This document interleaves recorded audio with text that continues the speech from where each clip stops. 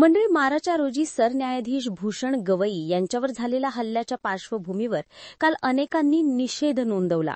कालच्या या निंदनीय प्रकारामुळे सध्या देशभरातून संतापजनक प्रतिक्रिया उमटत आहेत. आरोपी वकिलाचं नाव राकेश किशोर असं असून त्यांना पोलिसांनी ताब्यात घेतलं होतं. पण सर्वोच्च न्यायालयाच्या रजिस्ट्रारने कायदेशीर कारवाई करण्यास नकार दिल्यानंतर आरोपी वकील राकेश किशोर यांची सध्या सुटका करण्यात आली आहे.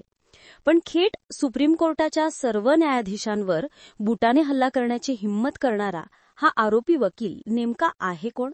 त्याची बॅक हिस्ट्री नेमकी काय राहिलेली आहे? या प्रकरणावर त्याने सध्या काय धक्कादायक प्रतिक्रिया दिलेली आहे? ज्या प्रकरणामुळे हा हल्ला करण्यात आला ती केस नेमकी काय होती हे सगळं जाणून घेऊया. नमस्कार, तुम्ही पाहताय भन्नाट मराठी. सगळ्यात पहिलं तर हा वकील नेमका कोण आहे हे आपण पाहूयात. मंडळी, 71 वर्षीय राकेश किशोर हे दिल्लीतील मयूर विहार भागात राहणारे वकील आहेत.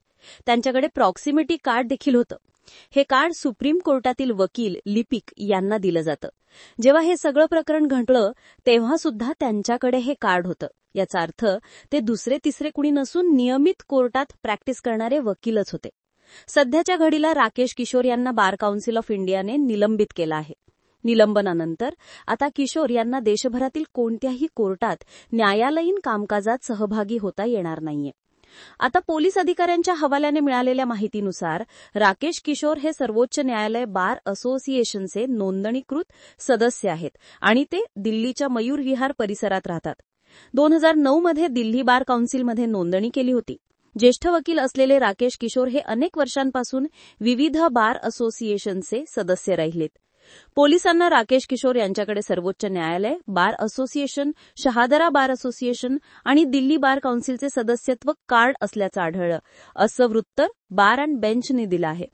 याशिवाय किशोरने बनारस हिंदू विद्यापीठातून मेडिकल पीएचडी केली आहे.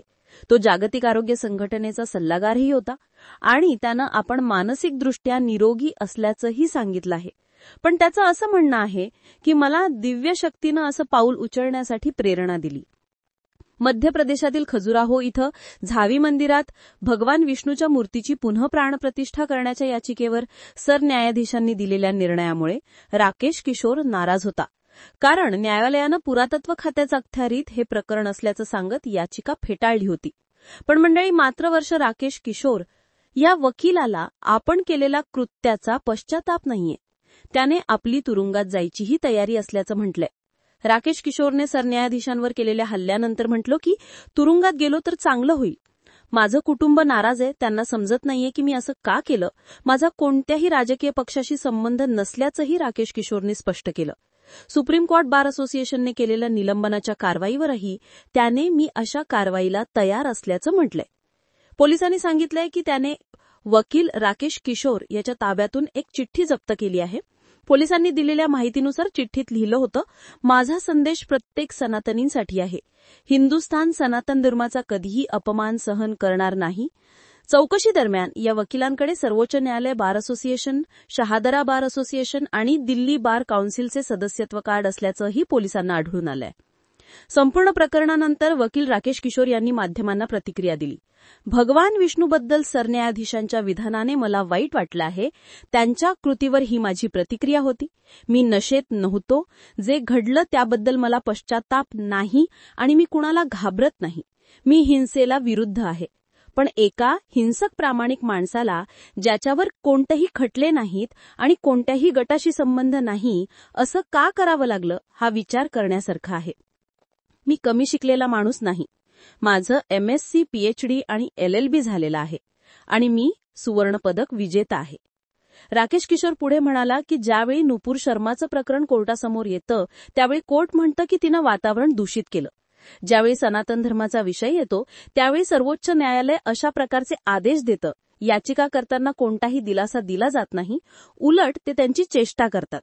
त्यामुळे मी खूप दुःखी झालो होतो. मी कोणताही नशा केलेला नव्हता.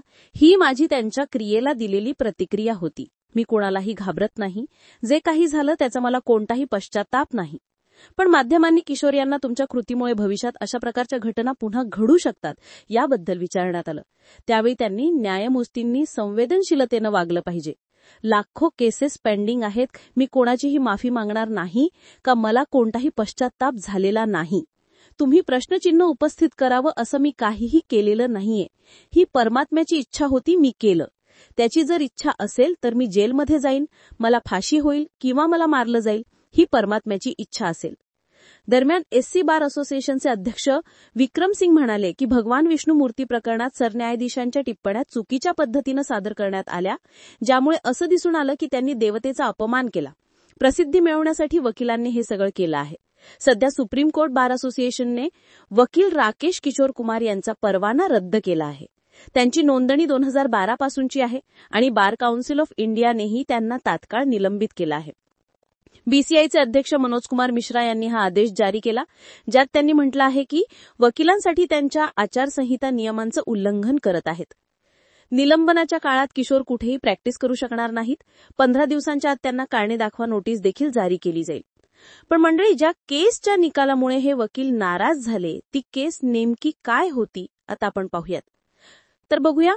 राकेश दलाल यांनी छतरपूर जिल्ह्यातील सावरी मंदिरात असलेल्या भगवान विष्णूच्या 7 फूट उंच क्षतिग्रस्त मूर्तीच्या जागी नवीन मूर्ती बसवून तिची प्राणप्रतिष्ठा करण्याची मागणी करणारी याचिका सर्वोच्च न्यायालयात दाखल केली होती. मध्य प्रदेशातील खजुराहो येथे भगवान विष्णूच्या मूर्तीची पुनर्बांधणी करावी अशी मागणी करणारी याचिका फेटाळताना सरन्यायाधीश म्हणाले होते की हा मुद्दा पूर्णपणे भारतीय पुरातत्व सर्वेक्षणाच्या एएसआय अखत्यारीत येतो. हेचं पुरातत्वीय शोध आहे. एएसआय असं काही करण्यास परवानगी देईल की नाही यात विविध मुद्दे आहेत. ही निव्वळ एक प्रचार हित याचिका आहे. तुम्ही जर भगवान विष्णूचे कट्टर भक्त असल्याचं सांगत असाल तर प्रार्थना करा आणि थोडं ध्यान करा. जर तुम्हाला शैव धर्माबद्दल आक्षेप नसेल तर तुम्ही तिथे जाऊन पूजा करू शकता. तिथे खजुराहोमधील सर्वात मोठ्या शिवलिंगांपैकी एक मोठं शिवलिंग आहे. सरन्यायाधीशांनी याचिका फेटाळताना केलेल्या या टिप्पणीवर सोशल मीडियावर अनेक टीकात्मक पोस्ट्स आल्या. यावर प्रतिक्रिया देताना सॉलिसिटर जनरल तुषार मेहता म्हणाले, मी सरन्यायाधीशांना गेल्या 10 वर्षांपासून ओळखतोय. न्यूटनचा नियम होता की प्रत्येक क्रियेची समान प्रतिक्रिया असते.